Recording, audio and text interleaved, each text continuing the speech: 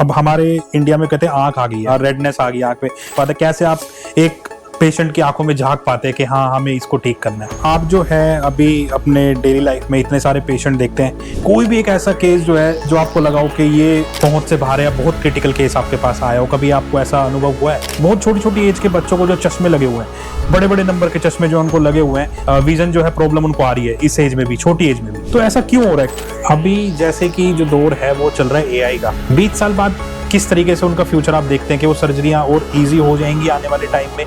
क्या एआई इसमें हेल्प करेगा? आप आई सर्जन क्यों बने, क्यों आपने ये लाइन चूज की?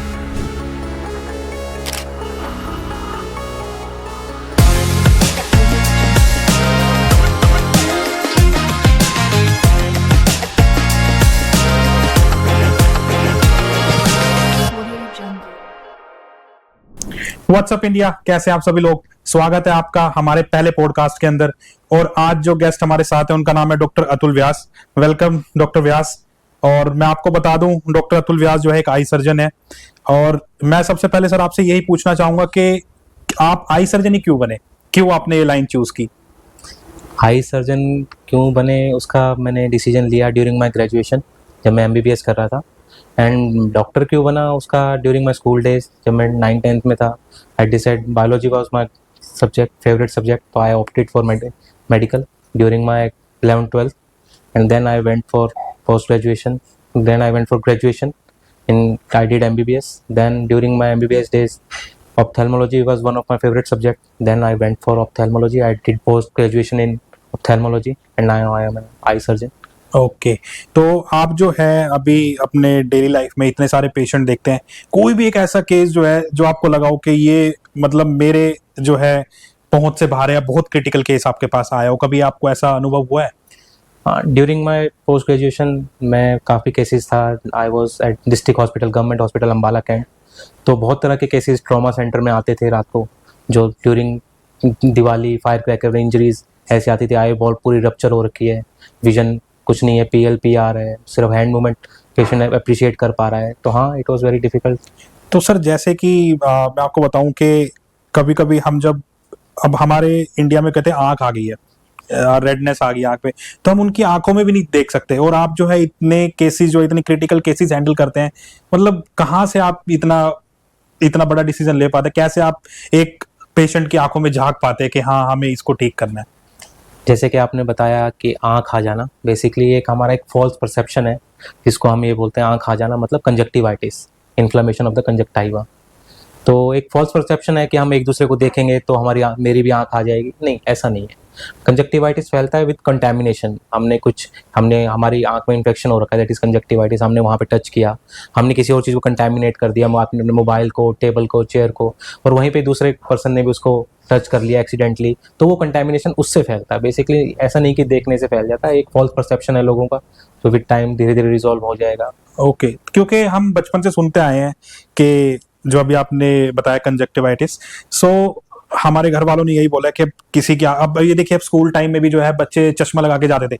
पुराने टाइम की अगर मैं बात करूं तो हमारे स्कूल टाइम में भी अगर किसी को ये होती थी डिजीज, तो वो भी जो है चश्मा लगा के आते थे कि आंखों में ना देखें। तो आपने बताया कि ये मिथ है, ये फॉल्स परसेप्शन है। सो आप मेरे को ये बताइए कि आज के टाइम पे अगर हम देखते हैं चिल्ड्रंस को, बहुत छोटी छोटी एज के बच्चों को जो चश्मे लगे हुए हैं, बड़े बड़े नंबर के चश्मे जो उनको लगे हुए हैं, तो ऐसा क्यों हो रहा है? क्यों जो है बच्चे भी जो है मतलब आई जो है उनकी विजन जो है प्रॉब्लम उनको आ रही है इस एज में भी, छोटी एज में भी?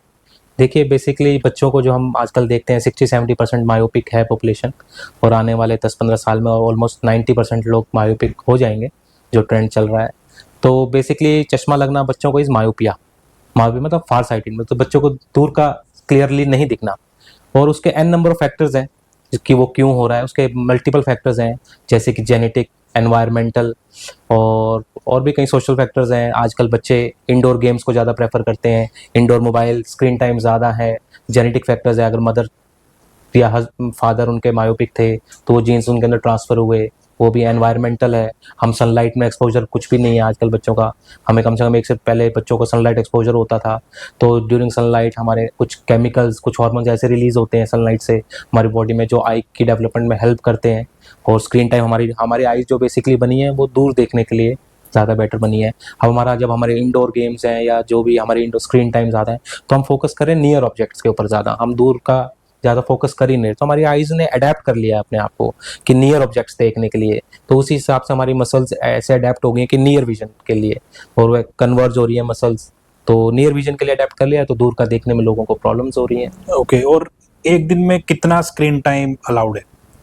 देखिए बच्चों के लिए तो वैसा कोई 1.5 से 2 साल से कम के बच्चों के लिए बिल्कुल भी स्क्रीन टाइम अलाउड नहीं है, ना कोई एडवाइस करेगा। हाँ, 2 से 5 साल तक के बच्चों के लिए around 1 our is more than enough.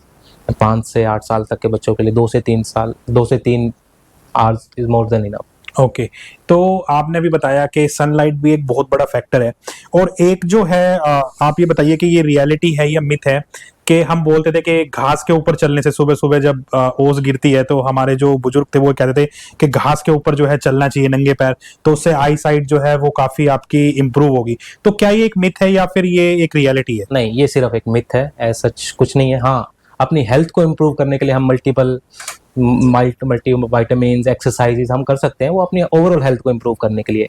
ऐसा सच नहीं है कि हम घास के ऊपर चलेंगे तो हमारा विजन इम्प्रूव हो जाएगा, या हम गाजर खाएंगे तो हमारा विजन इम्प्रूव हो जाएगा, ऐसा सच नहीं है। वो हमारी बॉडी के हेल्थ को मेंटेन करने के लिए एक अच्छा लाइफस्टाइल हम जी रहे हैं, वो एक अलग बात है, लेकिन ऐसा सच नहीं है कि इससे हमारा चश्मा हट जाएगा या हमारा वो कुछ हो जाएगा। Okay, thank you very much. आपने जो है एक समराइज जो है पूरा इस पॉडकास्ट को किया और हमें बताया किस तरीके से हम जो है आइज को प्रोटेक्ट करके रख सकते हैं। बाकी अगर हमारे व्यूअर्स को कुछ और जानना है अपने आइज के बारे में तो कमेंट सेक्शन में जाके कमेंट जरूर करें। डॉक्टर व्यास हमारे साथ और भी आगे पॉडकास्ट में जुड़े रहेंगे बाकी सारी चीजों के लिए। तो थैंक यू डॉक्टर व्यास, आपसे फिर मुलाकात करते हैं। Thank you sir, thank you thank you very मुझे मच। इनवाइट करने के लिए। Thank you.